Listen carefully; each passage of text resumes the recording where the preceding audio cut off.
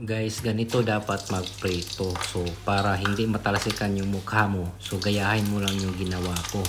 So, kumuha ka lang ng takip ng kaldero o di kaya rice cooker at kumuha ka ng bra. So, gayon, yun yung gagamitin mo pang tali doon sa takip ng kaldero para hindi mahulog yung takip. At yun na, pwede ka na magprito na hindi ka na mababahala na matalsikan yung mukha mo. Kasi nga, protektado na. So, hindi na yan makakalusot yung mantika dyan kapag tumalsik. So, kahit matalsikan pa yung mukha mo, so may takip naman. Ayan. So, maganda yan guys. Talagang sure na sure guys na yung mukha nyo. Safe na safe. Kasi yan guys, natapos ko yung niluto ko. Natapos ko yung pinirito ko. Pero hindi ho ako talsikan. Hindi ho tumalsik sa mukha ko.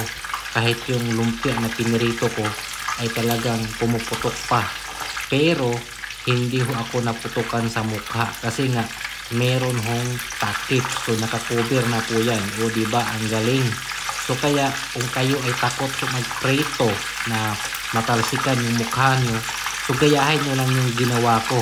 Yan guys, sigurado talaga na hindi ho kayo matatalsikan. Yan, yun o, tingnan nyo.